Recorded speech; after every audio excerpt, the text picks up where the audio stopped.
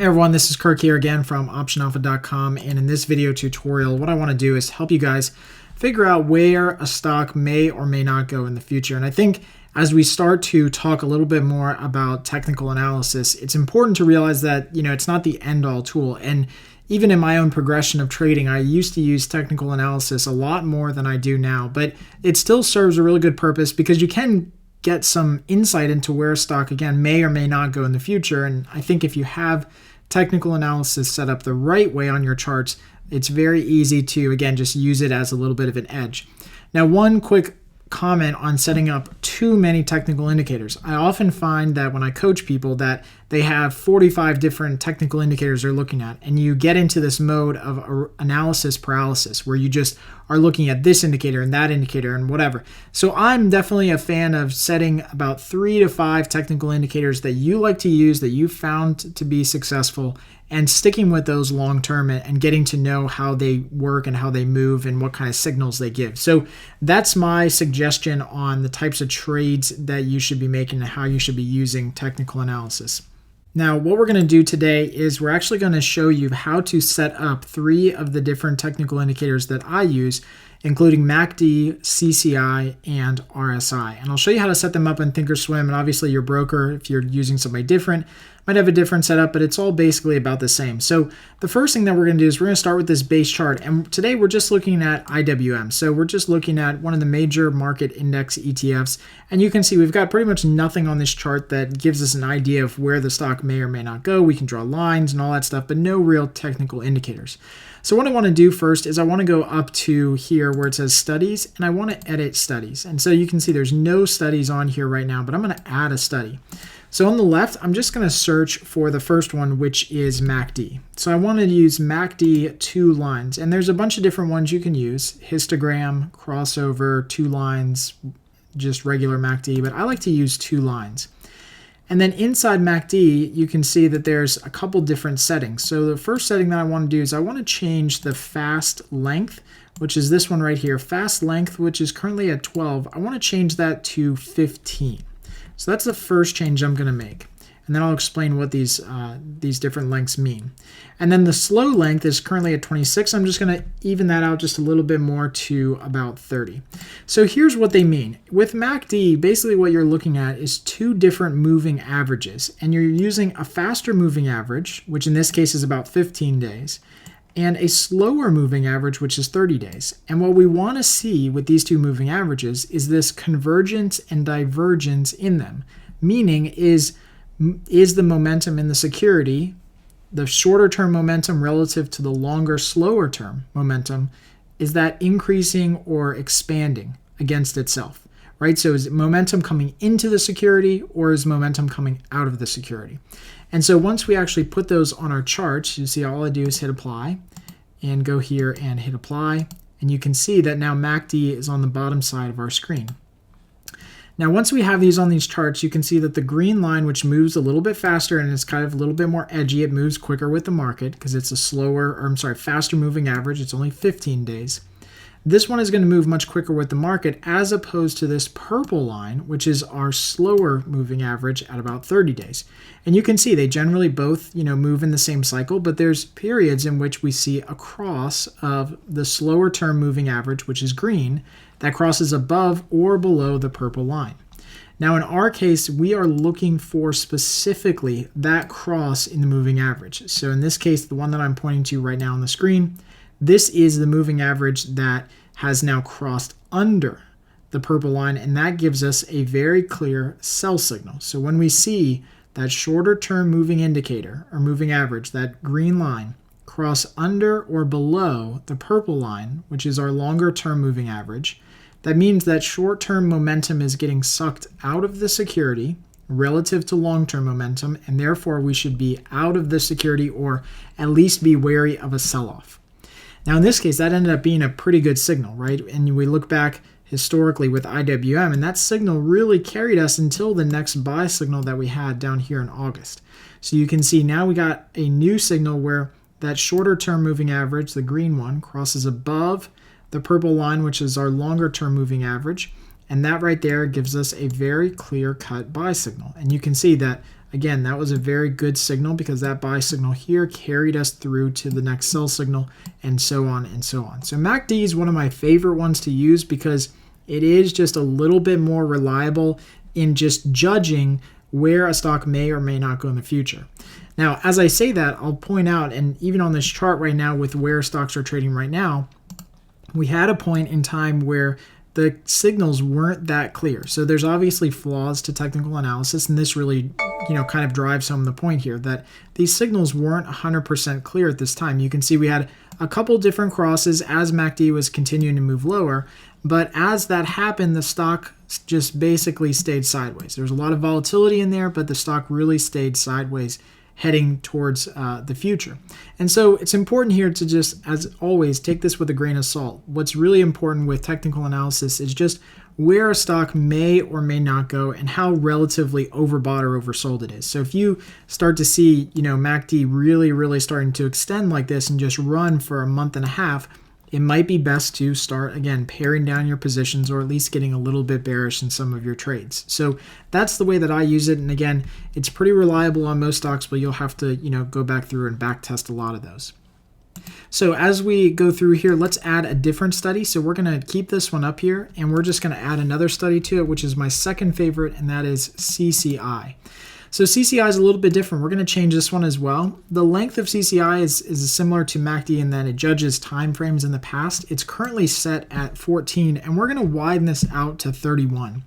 And what that does by widening it out to 31 is just takes in more data and gives us a smoother transition. So if you have a 14-day setting on your CCI, you're going to get a lot of signals because it's based on data going back and forth about 14 days. And sorry if you're hearing a bunch of those alerts. That's just trades that are going off as I'm doing this video. So again, with a shorter term indicator, 14 days, you're going to get a lot of signals back and forth. Moving out to 31 days and changing that timeline just gives you a lot more smooth data and a lot less signals, but more defined signals. So the way that I use CCI is for basically trend analysis, judging to see where the market is relative to an overall trend. So what I'm going to do here is I'm just going to take the oversold and the overbought. I want CCI to be in blue. So I just want it to be a little bit more defined here. Okay. So here we are with CCI.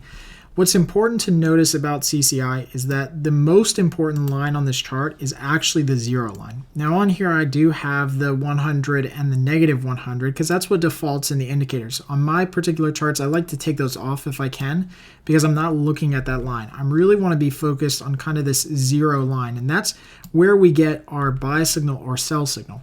So with CCI, it's basically an indication of continued momentum in the security. And so what we want to see is we want to see a cross of the indicator above or below that 0 line. And that gives us an idea of where a stock might go in the future.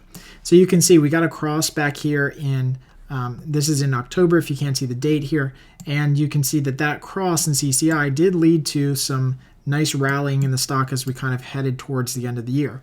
And it's not all about being overbought or oversold. So just because CCI gets to extremes does not mean that creates an opportunity necessarily to buy or sell. So that's one difference with CCI as opposed to some other indicators is that it's not about being overbought or oversold. It's about crossing that 0 barrier. And here on the charts, you can see that we had a CCI kind of cross or go to an extreme here back in December, and it dropped low to an extreme. And although it was a slight little buying opportunity, it wasn't some huge bottom because the stocks obviously haven't bottomed out and have reversed since. So don't use it as the extreme. You want to use it kind of right along this 0 barrier. Now, what's really cool about CCI is that if you go back in time, and especially with SPX, so let's look over at S&P 500. What's really cool, again, about CCI is that it's a trend indicator. So on the left-hand screen, you see here, we have CCI that's over here that crossed above that 0 barrier, gave us a buy signal. It never gave us a sell signal until we got to the point of August when stocks actually did decline. So even though it had all of this overbought, oversold, and was moving all over the place, it still remained the entire time above that zero barrier, which just means that we're in a bullish or upward trending market. And it wasn't until we got into August that we got that sell signal, which was pretty defined, not only on the charts, but also in the indicators that told us to get out of stocks temporarily. So really good indicator. I love using CCI as well. These are my top two. All right, let's add one more to the charts here. So let's go here and excuse me, go to the settings. Go to studies, and we're going to go to edit studies, and we're going to add RSI. And we're going to add RSI right to the chart. So we can just leave RSI exactly as it is. And now we have RSI down below. So I'm just going to try to minimize these two here so you can see RSI down below. Now RSI is a little bit different. RSI is a judge of relative strength in the index or the stock that you're looking at, and you are with RSI looking for these overbought and oversold ranges. So you can see here that the overbought range is about 70 reading on RSI and the oversold range is about 30. Everything in between is relatively useless because you are really looking for those extreme points at which stocks become overbought or oversold. Now, when we look back in time again with CCI and MACD, and let me just kind of try to smush these down just a little bit. Here's the look at the S&P 500. You can see that we did get a reading all the way down here on RSI below 30, which ended up being almost a perfect buy on the market because stocks really bottomed out from that point and continued to move higher. Likewise, as the market was moving higher, we got an oversold reading towards the end of November, beginning of December, and that ended up being a pretty good signal to get out of stocks because they did experience a nice little decline afterwards. So again, with RSI, you're looking at the extremes and only trying to trade the extremes in this security and indicator. Now, as always, every indicator has its flaws. Here are a couple times in June and July where it signaled a bunch of market extremes, and we didn't see that at all. In fact, we saw stocks over that time period start to increase a little bit more, and eventually they did fall off, but it wasn't quite as pronounced as some of the other indicators that we've seen here before with the market bottom here and the market top here. So as always, these indicators have flaws. It's important to kind of use them in conjunction with one another. So as we go back to IWM, I wanted to show you just how I would use indicators and how I do use indicators and technicals with my trading. And it's this idea that they all have to be in some sort of agreement. Okay. And so I think that's the key here is that if you look at all three of these indicators, they all are moving in about the same ebb and flow. And it's just incredible how these markets move in the same kind of flow and cyclicality. And you can see all three of these indicators are moving in about the same ebb and flow. So it's just important when you look at something that you kind of draw a line in the sand here and say, okay, relatively speaking, where are all of these things pointing? Are they all relatively high? Are they all relatively low? What does that mean for my trade? Do I go bullish? Do I go bearish? Whatever the case is. But again, don't get caught up in analysis paralysis. Just look at the general picture, dissect each individual one of these by themselves, but then kind of glean some insight into the fact that they're all pointing in one direction or another direction or whatever the case is. As we look at the markets today to kind of wrap up this video, you can see that we've definitely reached a high and we're kind of coming off of that high in the market. MACD is continuing to point down because we don't have a buy signal. CCI has just crossed back under that zero barrier, so we definitely have a bearish market that we might be heading into. And RSI is definitely not oversold, and it's not overbought either, and it's definitely pointing towards the downside. So at least at this point, without knowing exactly where the market's going, we're going to err on the side of caution that stocks may continue to fall here until we see something that tells us that they might turn around. So I hope you guys really enjoy this video. This was a lot of information. It took a long time to get through, but this is really all what technical analysis is about. It's about adding a couple different indicators to your charts, making sure that they're customized to fit your trading timeline. In our case, we like to have a longer time frame in most of the indicators just so that it smooths out a lot of the data that we